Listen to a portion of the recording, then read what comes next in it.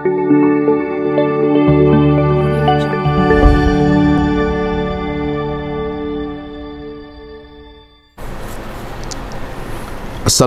warahmatullahi wabarakatuh. Alhamdulillah.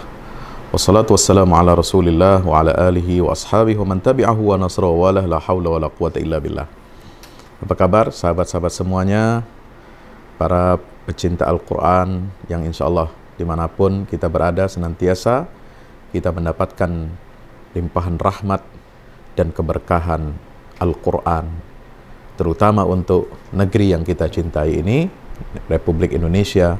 Mudah-mudahan kita doakan, dan doa orang-orang yang sedang berpuasa adalah doa yang sangat mustajab.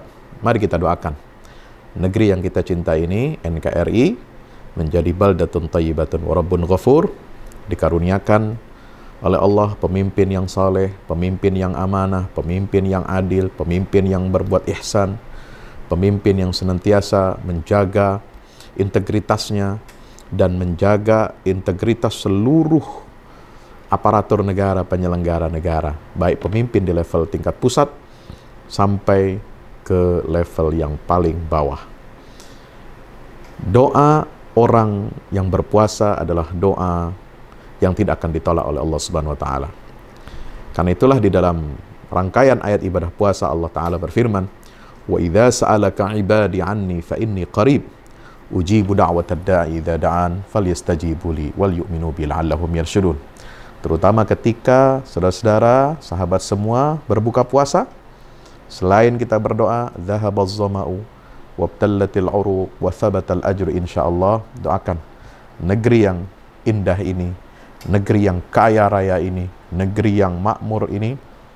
Kita harus senantiasa berdoa, bermunajat, mengetuk pintu langit agar Allah berikan kebaikan dan kemaslahatan, serta dijauhkan negeri ini dari bala bencana, dari malapetaka, dan juga dari kepemimpinan orang-orang yang jahat. Saudaraku yang dirahmati Allah Subhanahu wa taala, mari kita bermuhasabah di penghujung bulan suci Ramadan ini. Mari kita introspeksi. Sudah seberapa jauhkah kita melangkah dan memperbaiki diri kita di bulan suci Ramadan? Karena Ramadan adalah bulan penyucian jiwa. Ramadan adalah bulan untuk kita memperbaiki seluruh aspek yang ada dalam diri kita. Apakah memperbaiki akal pikiran kita, tubuh kita, dengan berpuasa, sel-sel yang ada dalam tubuh kita ini mengalami penyegaran, pembaharuan, dan refreshment. Sudah berapa jauh kita melangkah untuk memperbaharui dan memperbaiki hati kita? Mari kita senantiasa bermuhasabah. Berapa banyak puasa ini memberikan dampak bagi kehidupan kita secara pribadi, keluarga, maupun kehidupan berbangsa dan bernegara?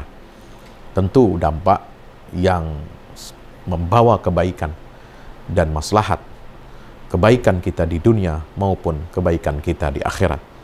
Inilah doa yang kita panjatkan kepada Allah. Rabbana atina fid dunya hasanah wa fil akhirati hasanah wa qina adzabannar.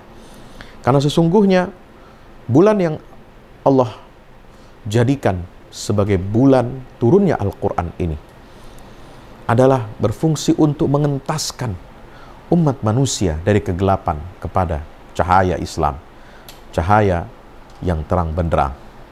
Ada 3 ayat di dalam Al-Quran yang menegaskan fungsi Al-Quran ini adalah untuk mengeluarkan, mengentaskan umat manusia dari kegelapan-kegelapan kepada cahaya yang terang benderang. Yang pertama di dalam surah Ibrahim ayat 1. Alif Lam Ra, kitabun anzalnahu ilaika litukhrijan nasa minaz zulumati ilan nur bi'idni rabbihim ila siratil azizil hamid. Inilah kitab yang kami turunkan kepadamu, wahai Muhammad SAW, agar engkau mengeluarkan, mengentaskan manusia dari kegelapan-kegelapan kepada cahaya dengan izin Tuhan mereka. Mengentaskan mereka dari mana ke mana? Untuk apa? Ila siratil azizil hamid, untuk meniti dan melangkah secara benar, secara konsisten, Meniti apa? Jalan yang telah ditentukan oleh Allah yang Maha Perkasa dan Maha Terpuji. Ini satu level untuk umat manusia. Yang kedua di dalam surah Al-Hadid ayat 9. Allah berfirman, "Huwallazi yunazzilu 'ala 'abdihi ayatin bayyinatin liyukhrijakum minaz zulumati ilan nur wa innallaha bikum laraufur rahim."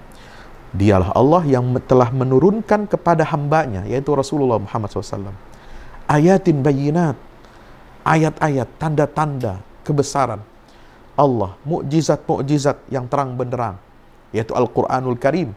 Karena mukjizat yang Allah berikan kepada Nabi Muhammad akhir zaman ini, di akhir zaman ini adalah ayat yang bisa dibaca oleh seluruh generasi sampai hari akhir zaman, yang bisa dibuktikan kebenarannya oleh seluruh umat manusia dari generasi ke generasi sampai akhir zaman. Itulah mukjizat yang universal, mukjizat yang abadi, yaitu berupa kalamnya Al-Quranul Karim yang diturunkan oleh Allah untuk menjadi pedoman hidup untuk kebaikan manusia di dunia dan di akhirat. Allah turunkan ayat-ayat mukjizat ini, mukjizat universal, mukjizat yang kekal abadi, mukjizat yang berisi aturan-aturan hidup yang akan membimbing kita dan menata kita agar kita meraih kebahagiaan, kemakmuran, kesejahteraan di dunia dan di akhirat. Untuk apa? Liyukhrijakum minaz zulumati ilan nur, agar Allah Ta'ala mengeluarkan kamu semua dari kegelapan-kegelapan kepada cahaya. Subhanallah. Sesungguhnya Allah itu maha penyantun dan maha penyayang kepada kamu. Innallaha bikum laraufur rahim. Di ayat yang ketiga, sahabat semua yang dirahmati Allah, adalah di surah At-Talaq ayat 11. Ketika Allah Ta'ala berfirman, Rasulan yatlu alaikum ayatillahi mubayyinatin liyukhrijal ladhina amanu wa amilus salihati minaz zulumati ilan nur. Allah telah mengutus seorang Rasul yang membacakan kepada kalian semua ayat-ayat Allah, yang menjelaskan, yang menerangkan berbagai macam-macam hukum. Ya. Untuk apa? Agar Allah mengeluarkan orang-orang yang beriman, mengentaskan orang-orang yang beriman dan beramal saleh dari kegelapan-kegelapan kepada cahaya. Dan siapa yang beriman kepada Allah, wa may yu'min billah wa ya'mal salihan, dan dia beramal saleh, yudkhilhu jannatin tajri min tahtil anhar khalidina fiha, maka Allah pasti akan memasukkan hamba tersebut yang beriman dan beramal saleh ke dalam apa? Ke dalam surga-surga yang mengalir di bawahnya sungai-sungai, khalidina fiha abada, yang kekal mereka abadi selama-lamanya. Qad ahsanallahu lahu rizqa, dan Allah sungguh telah memberikan rizkinya yang sangat baik kepada dia. Hadirin, sahabat Quran, pencinta dan pemburu Lailatul Qadar yang dimuliakan Allah Subhanahu wa Ta'ala, mari kita jadikan Al-Quran sebagai satu-satunya kitab pedoman kita, rujukan kita untuk kita menata hidup kita untuk ke arah yang lebih baik, yang lebih beradab, ya, sesuai dengan apa yang difirmankan oleh Allah Subhanahu wa Ta'ala. Karena Al-Quran ini memiliki misi yang besar. Al-Quran memiliki risalah yang besar, dan kita umat Rasulullah yang memikul risalah ini harus memantaskan diri kita, ya, untuk risalah yang besar yang kita pikul ini. Maka kata Syekh Muhammad Al-Ghazali rahimahullah, seorang ulama besar dari Mesir, mengatakan, Al-Islam qadiyatun adilah. Islam ini, risalah Islam ini adalah perkara yang sangat adil. Tapi sayangnya fi aidin fasilah, tetapi dia dipikul oleh umat sekarang ini di tangan-tangan yang gagal untuk melaksanakan misi dan risalah yang besar itu. Subhanallah. Mari kita introspeksi. Sudah seberapa banyak kita melalui Ramadan? Sudah berapa banyak kita khatam Al-Quran?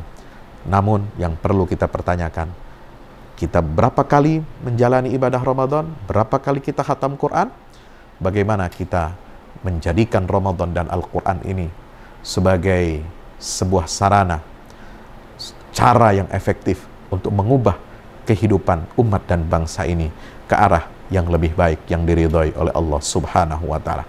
Mari bekali diri kita dengan Al-Quran, dengan tilawatil Quran, dengan tadabbur Al-Quran, karena keberkahan Al-Quran tidak akan bisa diraih hanya dengan membaca, hanya dengan menghafalnya, tetapi dia harus sebagaimana di dalam surat ayat 29 Allah menyatakan, kitabun anzalnahu ilaika mubarakun liyadabbaru ayatihi waliyatadzakkar ulul albab.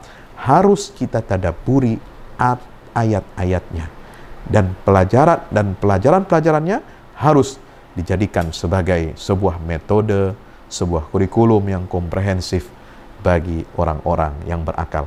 Selamat berbuka puasa. Mudah-mudahan Allah senantiasa menerima amal ibadah kita dan menjadikan ibadah Ramadan kita sebagai titik tolak untuk melakukan perubahan dan perbaikan untuk bangsa dan negeri yang kita cintai. Wassalamualaikum warahmatullahi wabarakatuh.